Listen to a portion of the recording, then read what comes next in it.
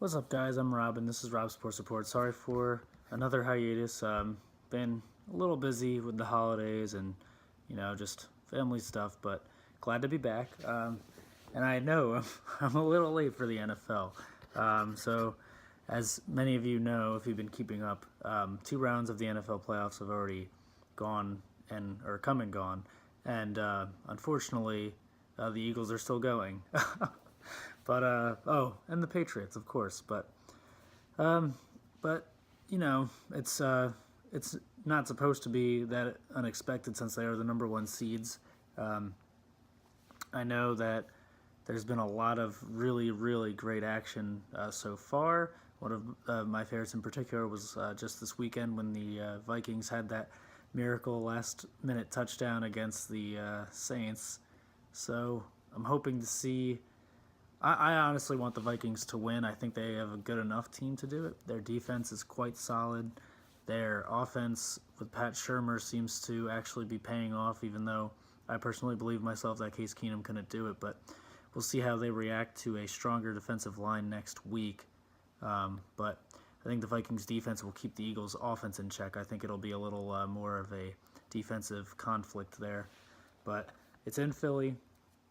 The Vikings will have to go on the road, but I'm really hoping to see the first team to ever host a Super Bowl be at the Super Bowl. That'd be a really amazing achievement.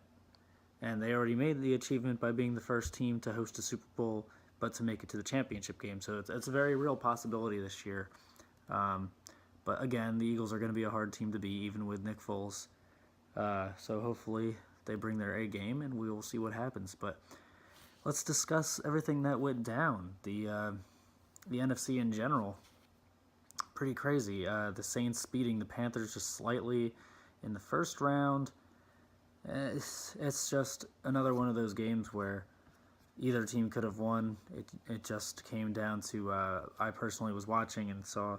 I believe that Cam Newton personally got many calls, many non-calls, when it came to people on the Saints sacking him and doing a lot of late hits. I've noticed it happens to him a lot.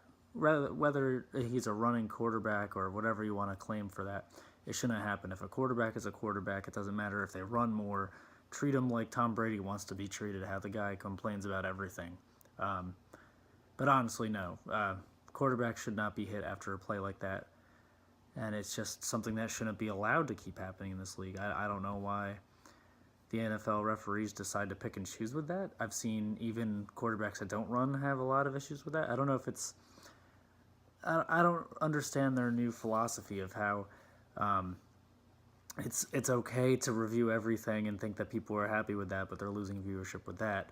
But then penalties aren't being called and they're losing viewership for that. But I digress. I mean, obviously you could see that they're trying to stop more calls. I guess they think that's what slows the game down. But I'm sorry, refs. It's your 2-minute reviews for an obvious scoring touchdown. It's stupid. But anyway, moving on. The NFC was a really interesting story. The Rams going out in the first round, I personally thought they were a stronger team than what happened. The Falcons, surprising a little bit, but coming up short against the Eagles, they didn't have enough offense to beat them. So it's going to be really interesting to see what the Vikings can do there and see if anyone can get past that defensive front. Honestly, the defensive front and those safeties are what's keeping the Eagles in this playoff to be, or from my perspective. But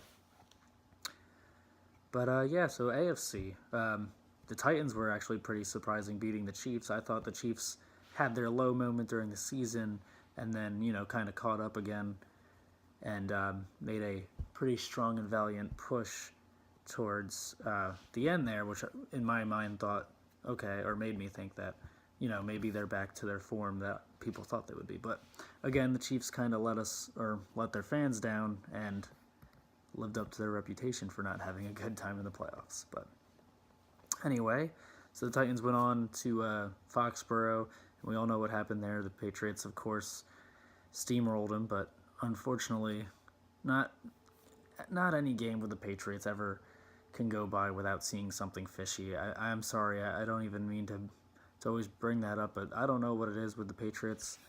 I saw the game. An offensive lineman got a unnecessary roughness when I saw the defensive player hit him to the ground. The referees just seem so biased up in Foxborough. I can't with them. So hopefully the Patriots go somewhere where, well, they're playing in Foxborough again, but hopefully if they make it on or pass beyond that, maybe in Minneapolis, they'll not have their 12th player to help them out. But anyway, with the other AFC teams, another surprise with the Jaguars. They came out with a little bit of a not very hopeful effort in offense for their first week, but they definitely picked it up against the Steelers. What a game that was. The Steelers, I personally thought the Steelers were going to have a chance to get their revenge against the Patriots in the championship game, but neither team played a bad game. I mean, the Jaguars were just great. The offense picked up a little, the running game especially. Their defense is clicking. They have the defensive line going. That's another defensive line that you could argue is the best in the playoffs right now. Saxonville. You can see that their defensive backs are also very surprising. Jalen Ramsey's been good. The whole team, the safeties are holding up. Who knows what will happen? They have a chance to beat the Patriots, but we'll see. Really hoping that'll happen. But seeing the Steelers go out in that first game was pretty interesting. I honestly think that they should invest some more money into their defense, and we will see what will happen next year. But again, so that's what's really happened so far. Now we have 4 teams left, and so the championship games are this weekend. So my predictions are both games will be obviously defensive first. Maybe the Patriots having the edge over everyone, the offense this weekend. But in my gut, I want to say the Rams or the Jaguars are going to lose. But in my heart, I'm going to say that they might pull it out. So we'll see how they do it. People didn't pick them against the Steelers, but it's a whole other thing going up to Foxborough. But so I'm going to go against what my normal thoughts are, and I'm going to say Minnesota and the Jaguars in the Super Bowl. It's going to be someone's first Super Bowl. But either that or the Patriots get another one, hopefully. Boo, that doesn't happen. But so we'll see what happens next. Really interesting stuff coming up, though. Super Bowl's bound to surprise, but honestly, guys, before I'll make another video before the Super Bowl happens, just to see if my predictions came true, and to figure out, well, okay, so who's actually there. Let's chat about what they might bring to the table. But anyway, I hope that everyone has had a good last couple weeks, and hope that everybody enjoyed watching the playoffs of what we've had so far and what's about to come. So keep watching, keep tuning in here, and shoot me any questions or opinions you have, and we can talk about that later on.